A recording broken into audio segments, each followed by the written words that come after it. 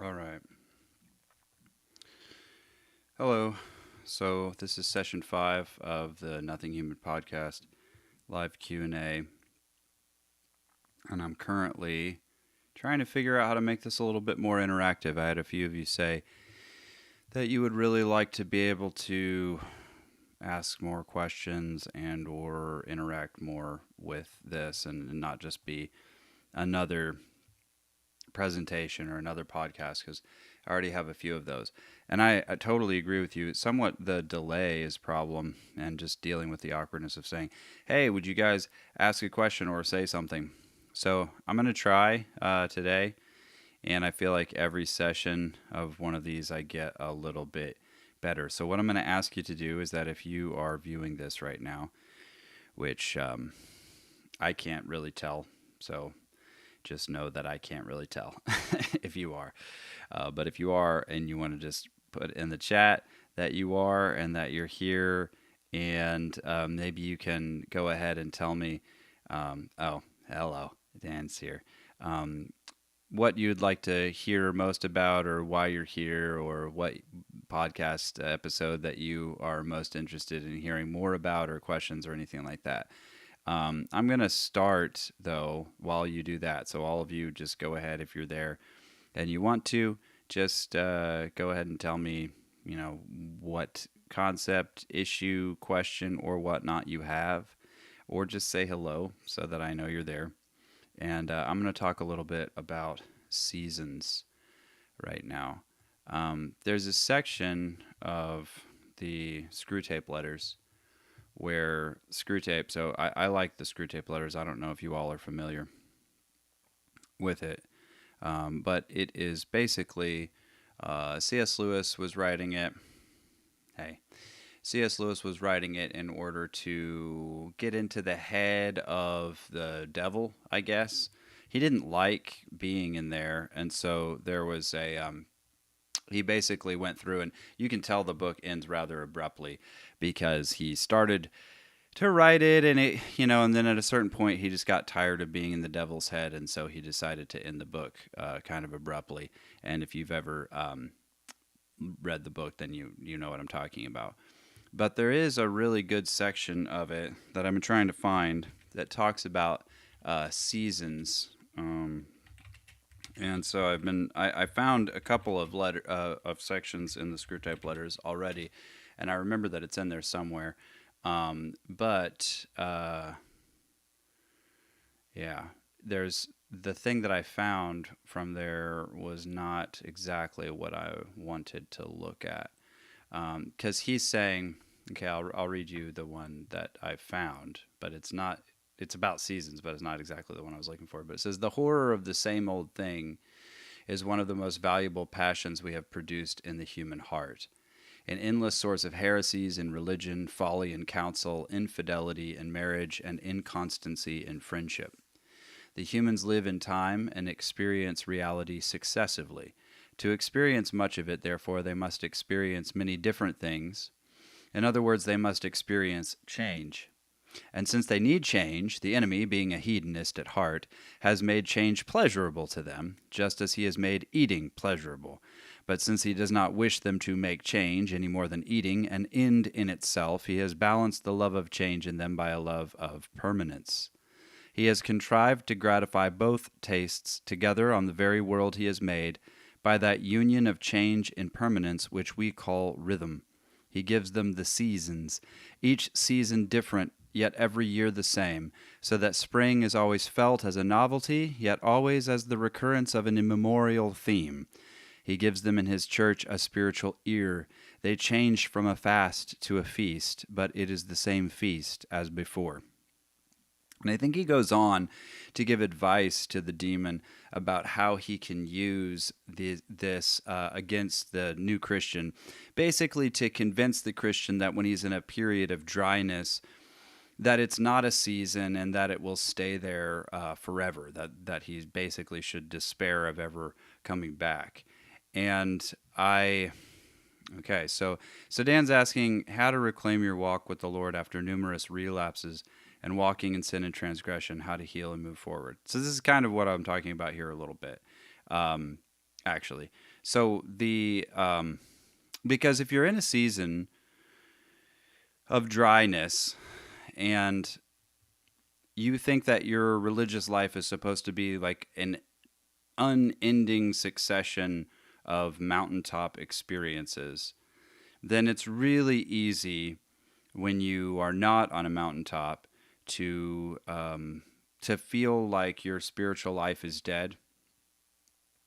And there was a pretty interesting book that I read a while back that was from Saint Ignatius of Loyola, who I think was the founder of the Jesuits.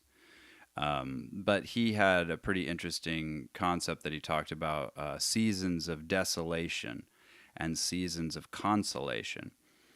And you can see this in the scriptures. I mean, even in the Psalms, where you have what amounts to clearly a righteous man, um, this righteous man, David, and the other psalmists talk about times where they feel forsaken. Like, I mean, honestly, Jesus's cry of dereliction that they call, on the cross, where he says, my God, why have you forsaken me?" is from the Psalms. It's in Psalm 22, I think. And the interesting thing about that is, that these aren't unrighteous people. Yeah, it's Psalm 22, verse 1. My God, why have you forsaken me?"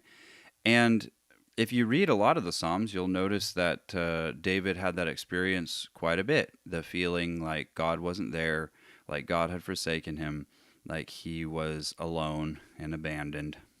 And what he did oftentimes in those was to continue to reach out to God and to continue to try to open himself up and lay himself bare before God. But I think one of the things that C.S. Lewis talks about in this section on the seasons is that it's helpful to understand that those kinds of times are going to come, and that basically if you feel like your spiritual life is just going to be one, unending summer, is just not. There's going to be periods of fall, periods of winter, periods of desolation. I've experienced them. Most of the time that I experienced them in the past when I was younger, they resulted in various different failures of faith. And it wasn't until very recently that I was able to get through even a single season of dryness without failing pretty massively.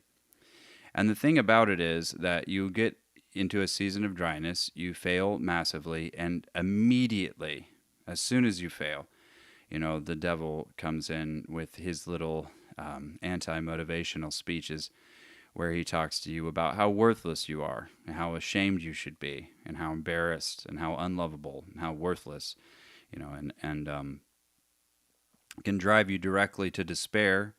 And sometimes the only comfort you have in despair, at least as far as you can tell, which he knows, is more of the same sin. And I see this a lot with addictive patterns. I just talked to my cousin. I mean, I probably talked about him before, and he's not ashamed of this. I don't feel like I'm uncovering anything that's wrong here. But my cousin Solomon is a wonderful person, and I love him. He's such a joy to talk to, and he's filled with life. And I can't even believe sometimes that he's still alive with the life that he's actually led up to this point. But he's been addicted to methamphetamines for, I don't know, probably, like 15 or 20 years, which most people can't even survive on methamphetamines for that long because it's such a challenging, it's so hard on your body. And he's got all sorts of stories, near strokes, where like the nurse is just right on the verge of not giving him the Ativan he needs to prevent the stroke from happening, and she's just like, "You're just going to be back in here, and, you're gonna relapse and come right back here." And gave it to him, and he's like just barely averted from death. He's been left in bathrooms before, bleeding out, stabbed, and I mean, just all sorts of near-death experiences that this guy's had.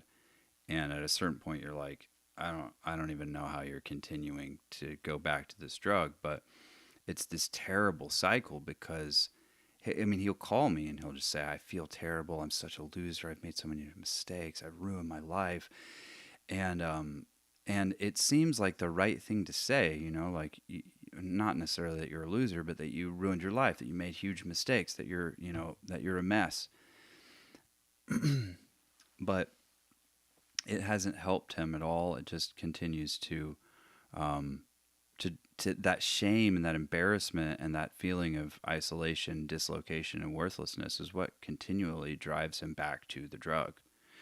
And so, one of the things that I've started to understand for a long time, really, is that the lying tongue of the devil is forked, and there are two sides to that forked tongue, and one side of the lies is the more common one that most of us are more familiar with, which is the vanity, the lies of vanity, pleasure. Um, you know, you're so great, you're so wonderful, like no one should have a problem with you, these kinds of things. And then the other side, which we don't really commonly think of in terms of like the voice of Satan or the voice of the flesh, is the voice of despair. So you have the voice of vanity, the flattering lies, the good things that, are keeping you in your sin and causing you to not repent. But there's also the voice of despair, the voice of cursing, the voice of, trying to put you in your place. And that is also a lie. And it has the same purpose, like satanically, the purpose of causing you to wallow in your embarrassment or in your shame or in your failures is to cause you to despair so that you will give up, so that you will stop trying, so that you will continue to sin. Because ultimately, Satan's purpose is that you would sin, that you would just be stuck in the bondage to your sin. And I've found with a lot of addiction problems that shame, embarrassment, feelings of worthlessness, and just despair and hopelessness about your life tend to be sort of at the root of what continually drives people back to that feeling. So I just wanted to talk a little bit about seasons and steeling yourself, like learning how to endure in seasons of dryness so that Satan doesn't have a way in, so that temptation doesn't have a way in. And most of the time, especially in seasons of dryness, it's that path of despair and hopelessness that I think tends to be his more effective weapon against you. So I would recommend in seasons of desolation, particularly, to cling to the hope that you have in Jesus, particularly, and really fight for it. Fight for it, like pursue that and recognize it's not necessarily going to feel good. It's not going to be a mountaintop experience necessarily, but the religious life is not just an unending succession of mountaintop experiences. It's valleys and it's mountains. I mean, sometimes it's high, sometimes it's low, and that's okay. That's all part of it. It's part of being a righteous person, is learning to endure through those valleys as well.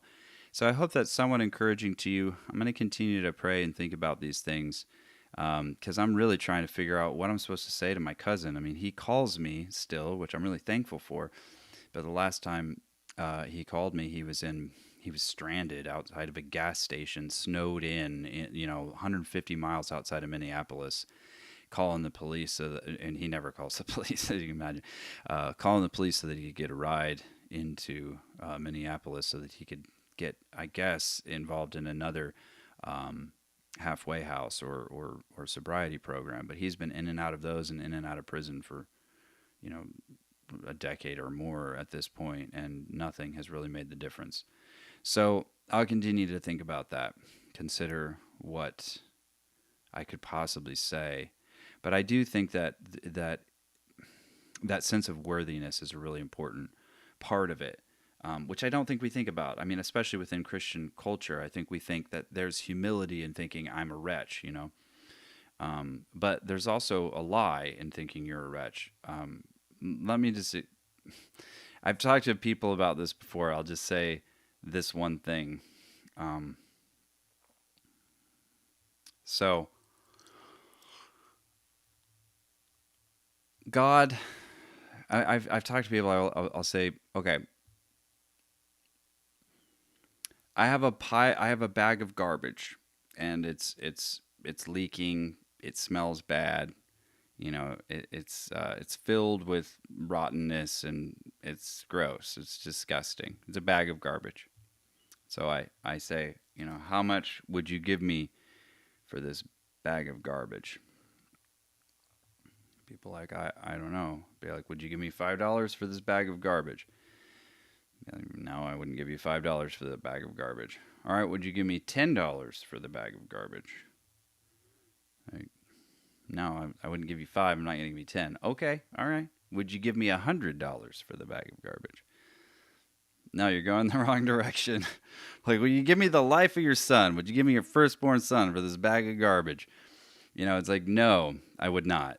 Okay, so we're not fools. We don't buy garbage. God doesn't buy garbage either. He doesn't redeem garbage. So, he knows what garbage is. He's not an idiot. So if he's saying that your life and the life of his people is worth the life of his son, that's not a lie. That's true. He's not an idiot. I mean, he's making a good investment. He believes that you are worth that is the value that you have to him. And he's willing to give of himself in that way for the sake of you and his people. So that's really important to remember, because that's true. So when the lie comes in of you're worthless and how could anybody love you, and like you're a terrible person, you might as well give up. That's not a true statement. That's not truth coming in. That's a lie. And it's important to resist that lie. Now, I mean, on the other hand, like, that's the problem with the forked tongue, is that if you resist that lie and you're like, yeah, I am worth the life of God's son, then, the other side of the tongue comes in and says, yes, you're worth so much that why don't you throw yourself off the temple and do whatever you want? Sin presumptuously. You know what I mean? And so it's always going to be like back and forth on that until we eventually, finally, thank God, banish the flesh from our bodies in death. But up until that, we'll be challenged by it. So anyway, I hope that was helpful. I've got one more. I got already something in the chamber that Lisa Hood, one of my Patreon supporters, sent to me. And so I'm going to read that question from her, and then I'll talk about it. It's interesting to me. Okay, here we go. Uh-oh. That's not the right... I've had, I'm doing this thing where I've got a bunch of different tabs open or windows open. I'm trying to find the one that's the right one. It's not that one. I'm going to exit out of that one. Anyway, while I'm doing this and doing such a great job keeping things flowing, if there's anybody else that's come on, since I have begun, if you have any additional questions, I would love to answer them. Or if you just want to say something about yourself or how you know about Nothing Human, unless you're my family or my friends and I already know. But yeah, I can't see who's on here, so just to let you know.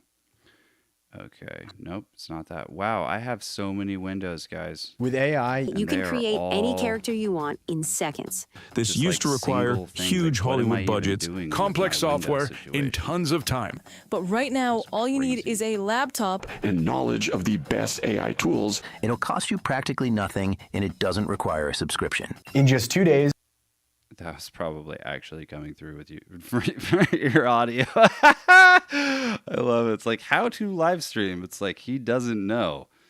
That's for sure. Okay, I'm just gonna go to a different tab. I don't know what happened. I lost the tab or the window or whatever it's called. Anyway, here you go. All right, so that would have been way faster.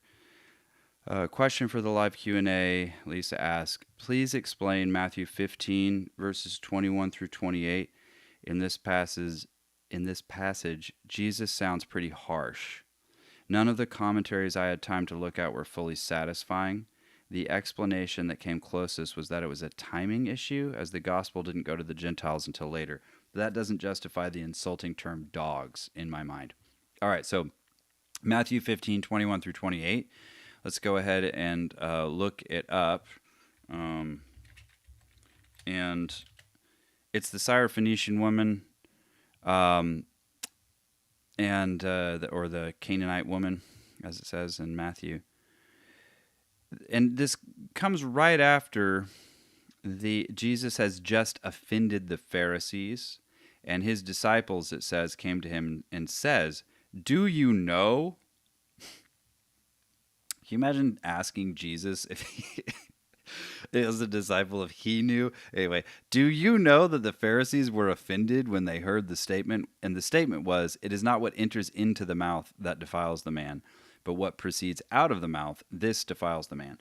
So the disciples came to Jesus and said to him, "Do you know that the Pharisees were offended when they heard this statement?" But Jesus answered and said, "Every plant which my heavenly Father did not plant shall be uprooted. Let them alone. They are blind guides of the blind.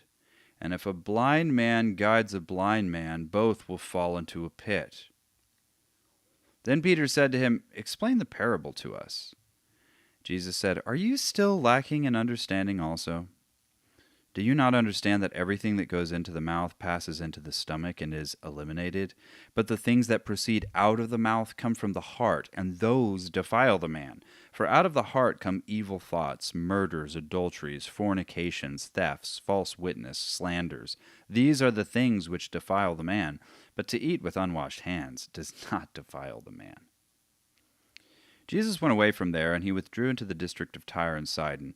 And a Canaanite woman from that region came out and began to cry out, saying, "Have mercy on me, Lord, Son of David.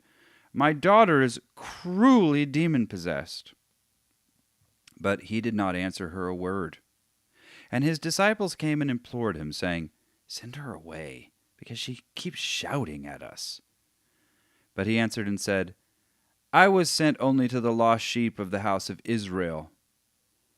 But she came and began to bow down before him, saying, "Lord, help me." And he answered and said, "It is not good to take the children's bread and throw it to the dogs." But she said, "Yes, Lord, but even the dogs feed on the crumbs which fall from their master's table." Then Jesus said to her, "O woman, your faith is great. It shall be done for you as you wish." And her daughter was healed at once. So that's the story. And I mean, if you are listening to that story, you can probably detect why Lisa was thinking that Jesus was really harsh and rude. And that's actually not uncommon. It's fairly common for people to read that text. I mean, anybody reading that text with any degree of heart would say that seems really hard and unnecessarily harsh. I don't actually think it's just that Jesus was waiting to speak to the Gentiles. I mean, there is some of that. There is a little bit of that, but I don't think. I mean, in terms of like a general ministry, sure. But it doesn't explain why Jesus would respond to her in this way, and again, imply that she's a dog or anything like this. That doesn't really make a lot of sense to me. So, what has made sense to me thinking about it is that Jesus is doing two things. One, he does recognize that she has faith, and it is allowed. Again, I know this is rough to think about, hard to think about, but God is allowed to test people's faith. He does. Again, he doesn't tempt them, but as we've said before, God tested the faith of Abraham. And I mean, if you're thinking harsh, he said that this woman, he likened this woman to the dogs of the Gentiles. I'd say I'd much prefer that than go and take your only son that you love and take him to the mountain I will show you and offer him there as a whole burnt offering. I think that feels a little bit harsher to me. I'd prefer to be called a dog. I think But it actually does say that God came to Abraham and tested him. So testing is allowed. And even when it seems bizarre, and in some ways it feels like God's holding his cards close to his chest, which he does do. That's important. It's important to understand that God oftentimes tests people and doesn't tell them the nature of the test and doesn't tell them, he's not like winking at them either and being like, hey, this is a test, so just like, get through it or whatever. There has to be a sense in which they believe that he's saying what he's saying and that he means what he's saying. Right? I mean, like, for instance, it wouldn't have meant anything if God had come to Abraham and said, offer your son as a whole burnt offering, wink, wink. That's not going to happen. When you get there, I'm going to make sure that you don't. Whatever Abraham was doing, in Hebrews it says that Abraham was sure that God was going to raise his son from the dead. That's what it says in Hebrews, that's what Abraham thought in his head, but that's not what God did. God actually kept him from killing his son in the first place. And the angel, was like, stop, God believes you. He believes you're fully committed to this. And that's crazy, but you don't have to do that. There's a ram, caught in the thicket by its horns in the thorns there. And so go and get that and offer him in the place of your son. Okay, and so that becomes a sign. Obviously, we know it's a sign, but it was also a test of Abraham's faith, and Abraham did, in fact, succeed in that test. He fulfilled faithfulness, and look, loyalty. You can look at it. I mean, God does similar things to Job. And again, don't get me wrong. A lot of people look at the story of Job or the story of Abraham or any of these kinds of stories, and they're like, "That's horrible that God would do that. These loyalty tests are horrible." I don't think they are horrible, because God knew beforehand, for instance, of Abraham and Job. Like, for instance, God reckoned Abraham's faith to Abraham as righteousness, which means that God knew that faith was genuine. So the only person who is being, Job may not have even known, or Abraham may not have even known how legitimate or how enduring their faith or their confidence or their trust in God would be. So in some sense, God was revealing themselves to themselves.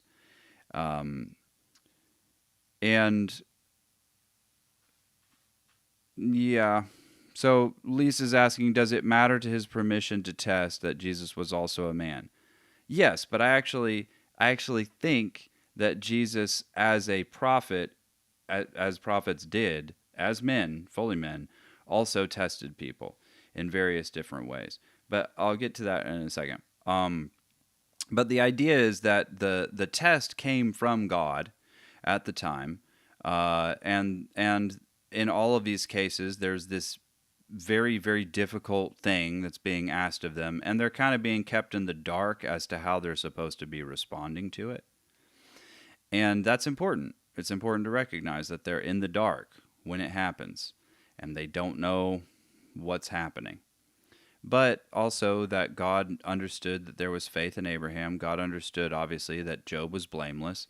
And so he's expecting that they pass the test. He knows that they probably will. So really, they're being revealed to themselves, and they're being revealed to the world what God already knows to be the case. As a prophet, and I think in the context, you can see Jesus went away from there and withdrew into the district of Tyre and Sidon, and a Canaanite woman from the region came out and began to cry out, saying, "Have mercy on me, Lord, Son of David. My daughter is cruelly demon-possessed." But he did not answer her a word. Now, his disciples, and the reason I read the context before then, is his disciples were there. And in fact, there in this story, his disciples came and implored him, saying, "Send her away because she keeps shouting at us." Now, his disciples have done this multiple different times, but it would have been especially the case that in this particular case, his disciples probably would have been not terribly stoked about this Canaanite woman imploring or being annoying to them, this Gentile woman, right? And I think that Jesus, seeing that they are there, part of the reason for the way he responds, I think, is in response to them. It is in witness of them. He wants them to witness what he's doing. And he wants them to see this. Because remember, okay, like, if you're talking about people getting offended by something that you're saying, notice the direct context right before this is that the disciples are telling him, did you know that the Pharisees were offended, caused to stumble when they heard your statement? About what? It is not what enters into the mouth that defiles the man, but what proceeds out of the mouth, this defiles the man. They're offended by that. That's a stumbling block to them. They can't overcome it. They're not on Jesus' side because they can't accept that statement. That statement. He's not going and telling them, you're dogs. He's not going and telling them, you're awful people. You're not. You don't have any access to salvation. He's just critiquing, and I would say rather gently, like their issues. Now he does call them hypocrites right before this. You hypocrites, rightly did Isaiah prophesy you. This people prophesy of you. This people honors me with their lips, but their heart is far away from me. So maybe they were offended by that, right? But the direct context, again, they say, explain the parable to us. So, and the parable is concerning this issue of what goes into a man defiles a man, but what proceeds out of the mouth, this defiles the man. So that's the thing apparently the Pharisees are really upset about. And again, probably his critique of their external obedience. But remember, the disciples are really impressed with the Pharisees. In many different places, they show that they are impressed with the Pharisees, that they believe that the Pharisees are actually righteous people. For instance, remember Jesus tells them that if their righteousness does not exceed the righteousness of the Pharisees, that they will not enter into the kingdom of heaven. And the disciples reply, then who can be saved? So, they were really impressed with the Pharisees' righteousness. Okay, so they're kind of defending the Pharisees and feeling like, hey, Jesus, like, why would they even say this? Do you know the Pharisees were caused to stumble by this statement? Why would they even say that to Jesus? Maybe you need the Pharisees on your team. The Pharisees are the kind of people that you should be appealing to. Whereas on the other hand, this woman shows up and she's got a demon-possessed daughter. They have no compassion for her whatsoever. And they're like, get out of here. You need to get out of here. Jesus, send her away. They do this to poor and unimportant people constantly. And it may have been that Jesus understood two things at once. One, that this woman would overcome what I say to her right now. If I test her in this woman will show herself to be a woman of faith. Great faith. I'm about to reveal her to be a woman of extraordinary faith and humility. And at the same time, I'm going to be rebuking my disciples. Because my disciples will see the situation and they will recognize that the confidence they have had in the righteousness and in the faithfulness of the Pharisees, such that I should be so considerate of them, but they want me to send this woman away because she's annoying. And because she's needy. And I'm going to show them. In some ways, it may have been that he used the kind of words that his disciples might have been thinking. You dogs. Why should I give the precious food that's meant for the children of Israel? I'm for the lost sheep of Israel. I'm not for you, woman. But notice how she just pushes through. It's like, I don't care. Fine, call me a dog, but even the dogs eat the crumbs. It's like she just deflects and just keeps on pushing and keeps on pursuing Jesus. And there's multiple times where Jesus is astounded by people's faith.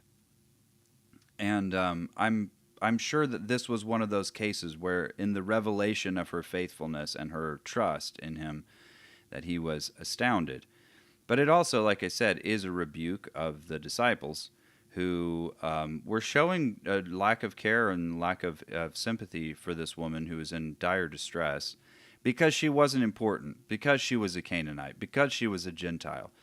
And I think that Jesus was probably operating in both of those angles at the same time in his extraordinary wisdom, both exposing that, hey, this woman that you think isn't worth troubling with has greater faith than the people you think I should be appealing to.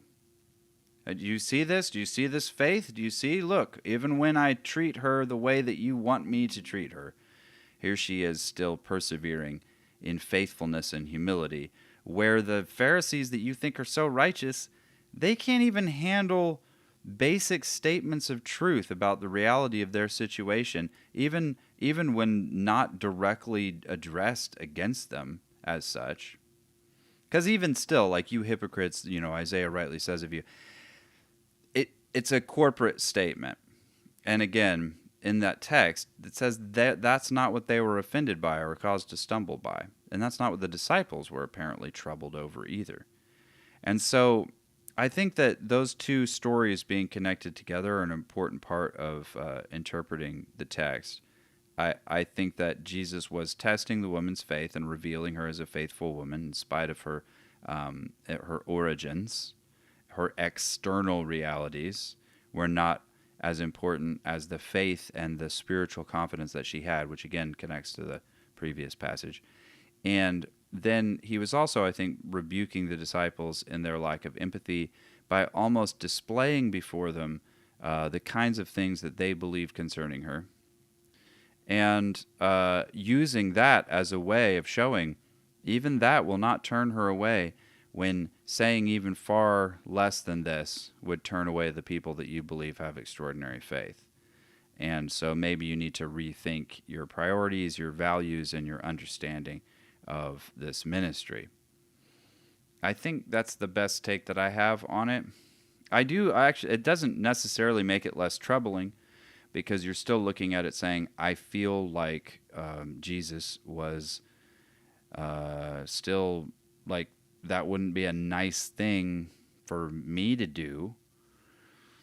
And maybe not, but you're also not a prophet of God necessarily. And if you were moved by the Holy Spirit to do something, I mean, think about all the various different times that prophets of God were moved to do very weird things, like where the prophet goes to the other prophet and is like, hit me in the face.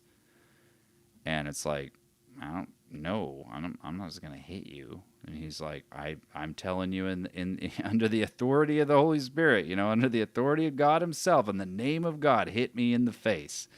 The guy refused to do it. And God rebuked him, like with a curse, because he didn't hit this other prophet in the face.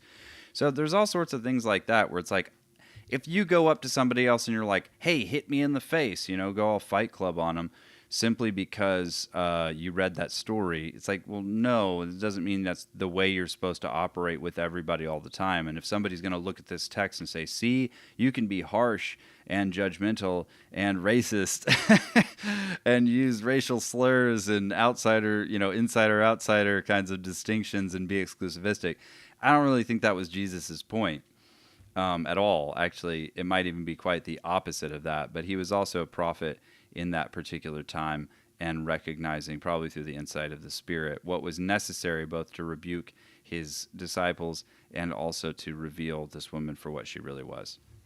So I don't know if that helps. That's what I have come to believe, and not all of that is my own thinking. There's a couple of there's one preacher in particular that I heard preach a sermon about this. He's an Eastern Orthodox dude named Father John in Santa Fe, who it was one of his favorite stories. And he talks about how he believed that Jesus was using this as a way to rebuke his disciples. And that made a lot of sense to me. And I do think that there are a lot of those kinds of various types of speech acts from the prophets that are designed to challenge and to test people, as well as to reveal things. Like, a lot of the prophetic challenges are designed to reveal things about people. That's what the parables were supposed to do, to reveal people for what they were, either believers or hard-hearted. And so I think it's important to recognize that, that a lot of prophetic language is organized in that way. It's not meant to just be straight propositional. It's meant to reveal things and to expose things and to kind of ping people, to sound people. So that's what I've got for that. And I don't have much more. That got about, I don't know, I mean, I have a few more minutes. So if there's anybody on that wants to ask any further questions, I can answer them. I can also, so I can wait for a little bit. I don't know how to do this, because there's kind of a delay. So whenever you all hear this, might be 5 seconds after I say it. So that's part of how I'm trying to work this out. But I'm doing the best I can. And I don't mind. I don't mind figuring it out. It's just it's gonna take me some time. Hey, at least I'm in my room again. This is better for me to be in my room rather than having to go over to my parents' house. That was a real rigmarole. Although, my parents are gracious. I mean, nothing against that. It's just I had to carry all my equipment over there and set it all up and whatever. Okay, so spread a bit of cheer, the hope that the holiday season brings through Jesus Christ and the challenges that come to this season. Yeah, okay. So I don't know if you all like Christmas hymns. I do.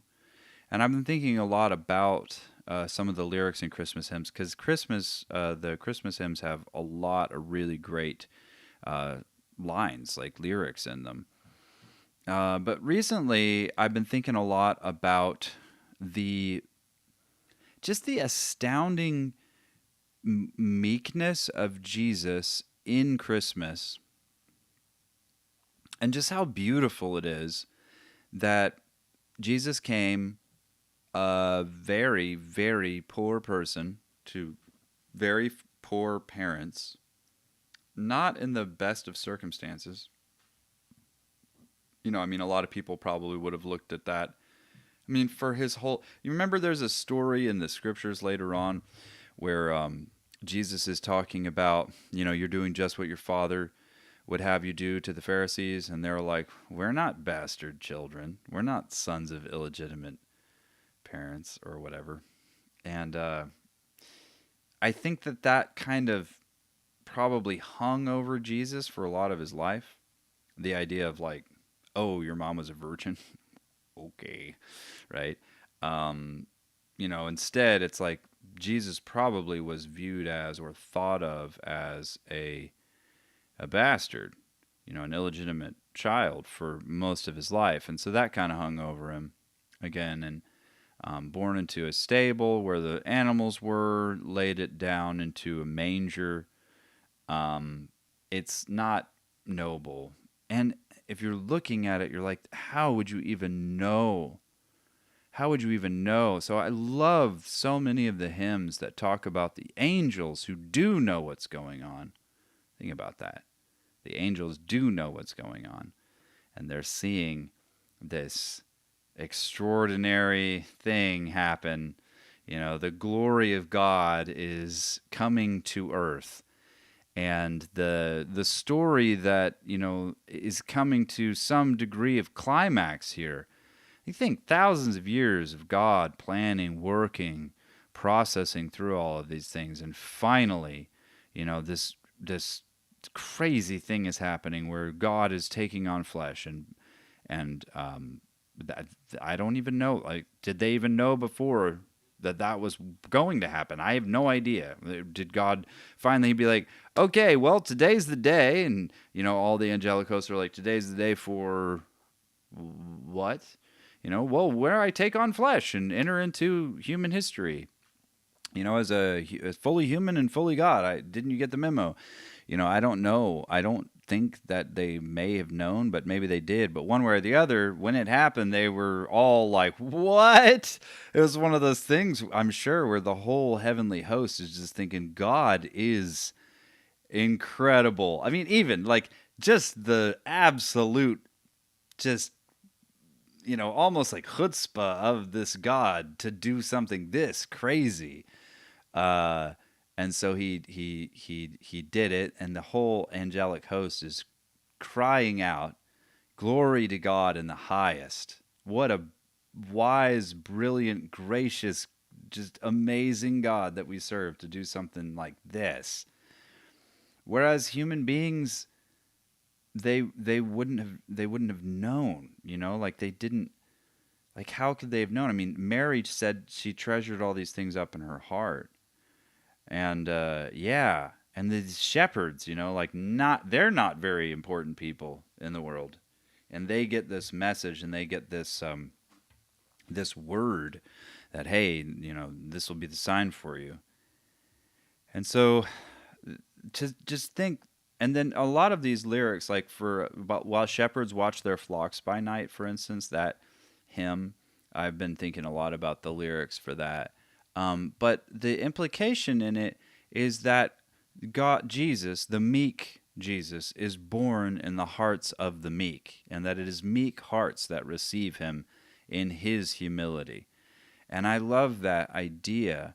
And one of my favorite poems, so I'm gonna read you a couple of things. So one is Fragments for Christmas, or Fragment for Christmas, by Dunstan Thompson. And if you're not familiar with Dunstan Thompson, you should, because he's a really good poet. A very crazy life too, but you can read about that. In fact, maybe, well, I don't know. I've seen this link, but anyway, here's the poem that he wrote. It's very short, and you can get this in his book "Here at Last Is Love," which was recently published. But it's very short, and here's what it says: "Dear Lord, and only ever faithful friend, for love of us rejected, tortured, torn, and we were there, who on the third day rose again and still looks after us descend into each wrecked, unstable house, be born in us a child among your former foes." And I love that, the idea of Jesus, again, descending into each wrecked, unstable house and being born in us as a child among your former foes.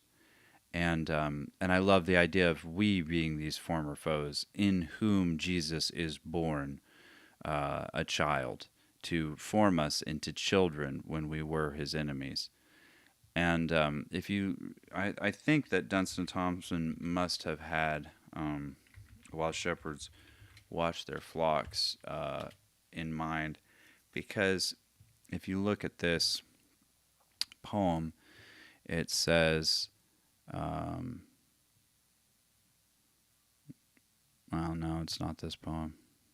It's another one that we just read, that we just sang. We've been doing nativity psalms, or nativity songs, Christmas songs in the mornings, and I thought it was this one, but it isn't this one.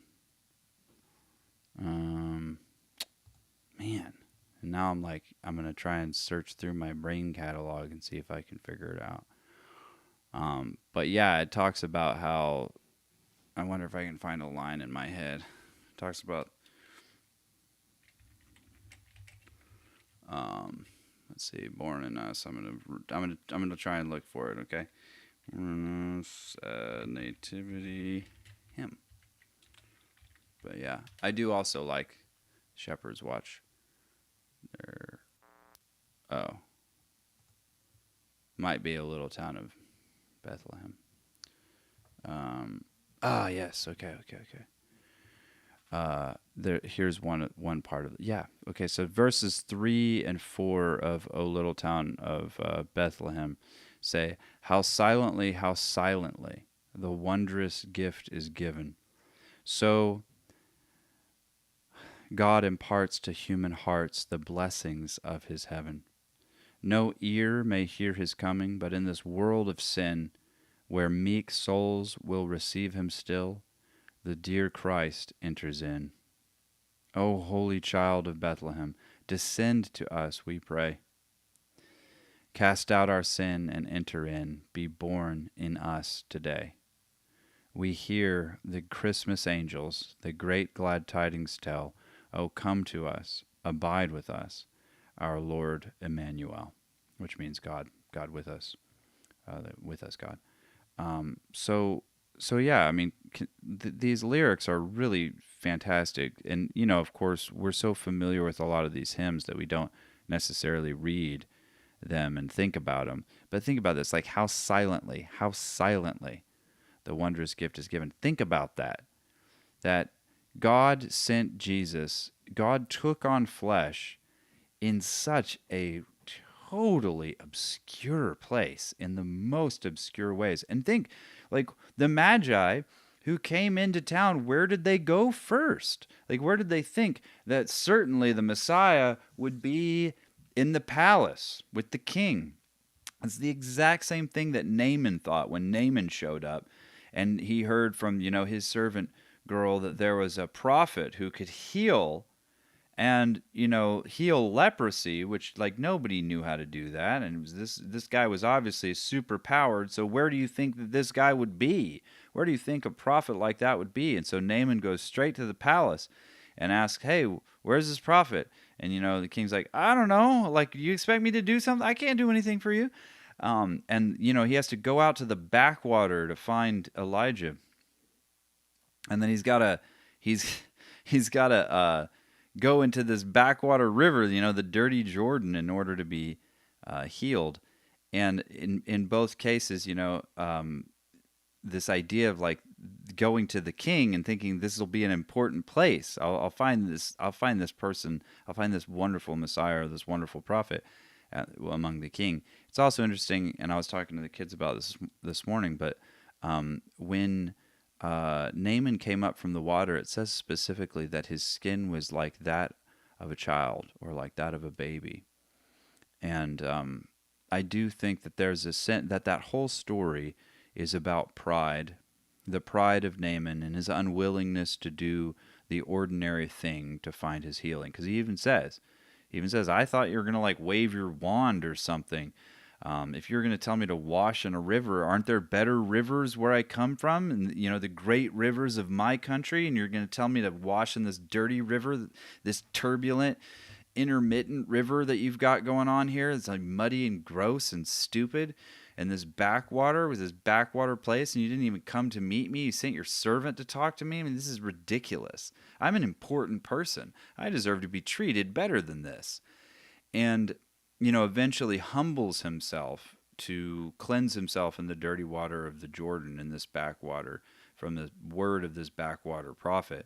And just this idea of that, being healed as a child, like being returned to that place of meekness and childlikeness. And the same thing happens with the Magi as they come to this child. Having sought him in a palace, they find him in a stable and bring him their gifts.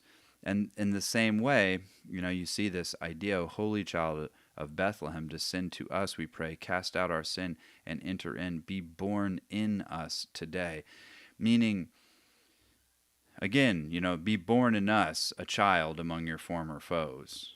We are, or we were, your enemies.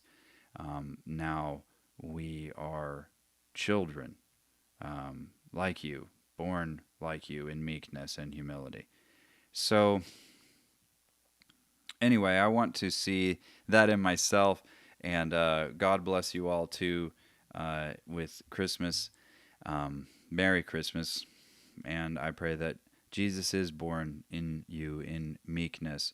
I do believe one of the greatest needs of the church, and one of my greatest needs, is to be meek enough to actually receive Jesus in his meekness. And maybe this even connects back to the Canaanite woman. She just had the humility to receive Jesus as he was and not be offended by Jesus.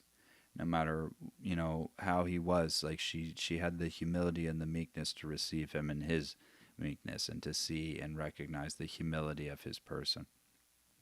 So I pray that we also would be the same, that we wouldn't get too big for our britches, and so that we also can experience Jesus in his humility, and also having received him then, because think about it, he might not yet appear to be king over all the universe, but he is indeed actually king over all the universe. And eventually we will see him as that.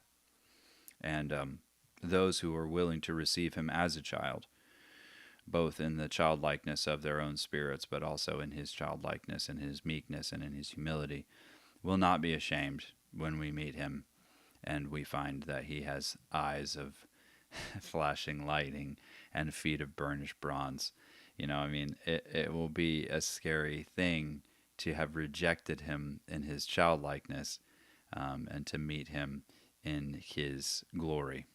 So I pray this Christmas that you will receive him in those terms. And Merry Christmas to all of you, and thank you very much for joining me again and listening. And I hope that this is useful to you. You can always send me any kind of questions that you have if you want. If you have my personal information, just go ahead and send me an email or text or whatever. But otherwise, you can ask questions on my website on any of the relevant episodes that you want to talk about. I'm sorry, I've been a little bit slow about the Lord's Prayer stuff. I have most of this next episode put together, but I haven't recorded it yet. And I'm also trying to finish up the last episode of this season for the Renew the Arts podcast, which I also host.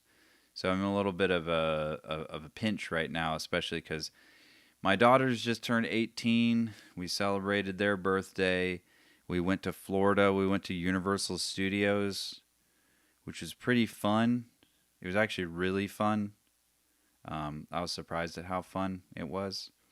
But it was also, I didn't do any work while I was there. So there's that. So now I'm back, and, we're about to be in Christmas time. So I'm trying to get some things done before I take a little bit of a Christmas break. All right. Thanks, Dan. Dan says, thankful for you. From the Moans, I love you all too, and I'm thankful that that you encourage me to do this and that you continue to be here in spite of all of my fumbling about. Man, eventually I will figure it out, and I will learn how to do this in a way that's better. I maybe this was better today. I don't know. You're gonna have to tell me. You guys can send me text and be like, "This is you did last week or 2 weeks ago," and I appreciate that. I really do. Thank you. Any tips you have, let me know. That would be helpful. All right, I think that's about it, and I should have some more content for you. And if you haven't joined my Patreon, you probably should, because there's a monthly post on that updating you on things. Some of those are pretty good, I think. A lot of them are just like functional, like this is what I did and this is what I didn't do, stuff like that. But last month's was okay. I thought it was pretty good. And then also it enables you to access my chats and stuff like that, which are helpful because then you can just like ask me questions directly there and make fan requests and stuff. And I do try to be really considerate of those things. Anyway, I'll talk to you all later, and thank you very much. Until next time.